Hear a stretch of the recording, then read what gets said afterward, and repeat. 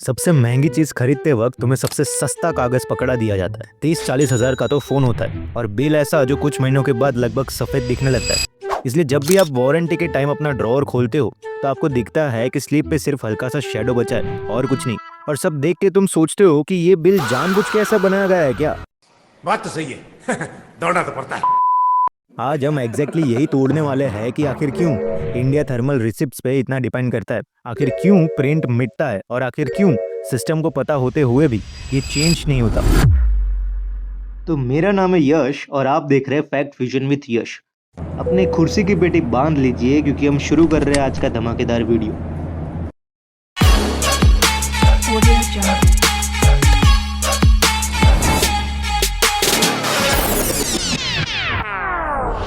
India में जो receipts मिलती है उनका बड़ा हिस्सा थर्मल पेपर पे प्रिंट होता है। इस पेपर पे प्रिंटिंग नॉर्मल प्रिंटर की तरह इंक से नहीं होती।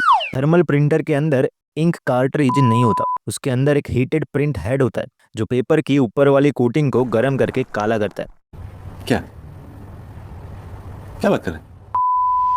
इसलिए रिसिप्ट निकलते ही ड्राई होती है, उसमें स्मज नहीं होता क्योंकि इंक होती ही नहीं है। अब ये कोई बैड प्रिंटिंग नहीं है, इस रिसिप्ट का नेचर ही ऐसा है। अब सवाल ये है कि इंडिया में यही रिसिप्ट्स इतनी कॉमन क्यों है। तो मैं आपको बता दूं कि इसका रीज़न कोई सीक्रेट नहीं है, बल्कि इसका रीज़न सिंपल सप्लाई चेन और कॉस्ट है। तो चलिए इस दरिये में डुबकी लगाते हैं और जानते हैं कि आखिर क्यों थर्मल प्रिंटर इतना कॉमन हो चुका है इसके लॉन्ग टर्म इम्पैक्ट के बावजूद।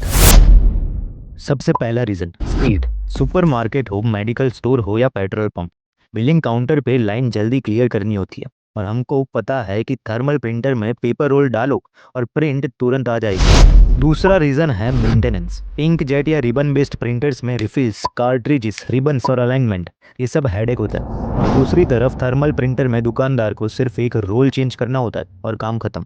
इसलिए स्मॉल शॉप्स भी इजीली थर्मल प्रिंटर को यूज़ कर लेती है। तीसरा reason cost predictability. Thermal printing का major recurring cost paper roll होता है। इंक की क्वालिटी, ड्राइंग, क्लॉगिंग ये वेरिएबल्स यहाँ लार्जली नहीं होते, जिसकी वजह से बिजनेसेस को ऑपरेशंस सिंपल और प्रेडिक्टेबल लगता है। और फिर जहाँ एक देश में हर रोज करोड़ों का ट्रांजैक्शन हो रहा हो, kirana, delivery counters, pharmacies, food outlets से, तो जो चीज़ फास्ट और लो मेंटेनेंस होती है वही डिफ़ॉल्ट बन जाती है। लेकिन अब जो पार्ट तुम्हें इरिटेट करता है वो यही है कि रिसिप्ट फेड क्यों होती है। देखो, थर्मल पेपर की ऊपर वाली लेयर में केमिकल्स होते हैं जो हीट के रिस्पॉन्स में कलर चेंज करता है।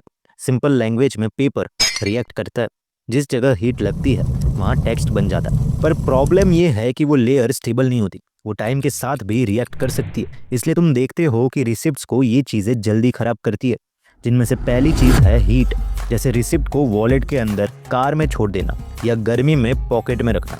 दूसरी चीज़ है सनलाइट, क्योंकि रिसिप्ट पे धूप पड़ते ही प्रिंटिंग जल्दी लाइट हो जाती है। तीसरी चीज़ है फ्रिक्शन, जैसे वॉलेट में कॉइन्स या कार्ड्स के साथ रिसिप्ट को रखना, जिससे वो रब होती है और टेक्स्ट फेड हो जाते हैं। चौथी चीज़ है फोल्डिंग या प्रेशर, बार बार रिसिप्ट को फोल्ड करना या क्रीज बनाना प्रिंटिंग को अनइवन कर देता है। और पांचवी चीज़ है सर्टेन केमिकल्स, जैसे कुछ प्लास्टिक्स, लोशंस, सैनिटाइजर्स या क्लीनिंग प्रोडक्ट्स के कॉन्टैक्ट से भी थर्मल प्रिंट का रिएक्शन बढ़ सकता है। इसका मतलब ये नहीं कि हर रिसिप्ट एग्जैक्टली 6 महीने में ही गायब हो जाएगी, क्योंकि कुछ रिसिप्ट्स हफ्ते में फेड हो जाती है और कुछ तो साल भर रीडेबल रहती है, क्योंकि ये सारी चीज़ें पेपर की क्वालिटी, स्टोरेज कंडीशंस और एक्सपोजर पे डिपेंड करती है। अब यहाँ पे एक और चीज़ आती है जो लोग मिस कर देते हैं। रिसिप्ट का पर्पस बिजनेस के लिए और कस्टमर के लिए सेम नहीं होता। बिजनेस के पर्सपेक्टिव से मेन रिकॉर्ड रिसिप्ट का कागज़ नहीं होता, मेन रिकॉर्ड होता है उनका बिलिंग सिस्टम, उनकी अकाउंटिंग एंट्री, उनका पीओएस डेटा या फिर उनका इनवॉइस रिकॉर्ड।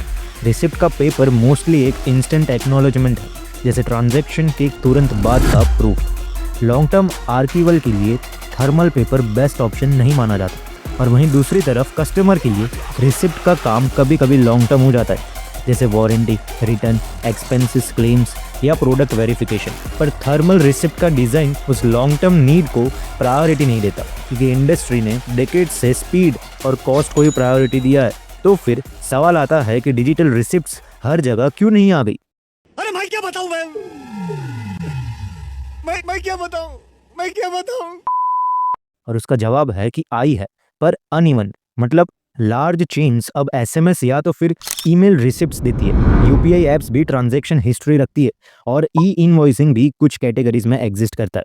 लेकिन ग्राउंड रियलिटी में रिसिप्ट्स का इकोसिस्टम बहुत ही वाइड है, जैसे छोटी दुकान, remote areas, mixed POS systems, multiple vendors, different softwares, हर जगह reliable internet, email capture, phone number capture, printer replacement, ये सब एक साथ इंस्टेंटली स्टैंडर्डाइज नहीं होता।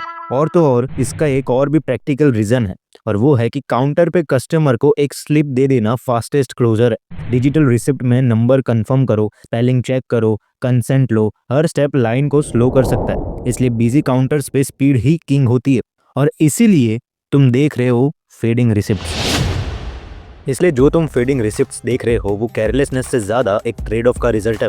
थर्मल प्रिंटिंग ने इंडिया को फास्ट और चीप बिलिंग दी, और इसकी कॉस्ट ये है कि पेपर लॉन्ग टर्म में रिलायबल नहीं रहता।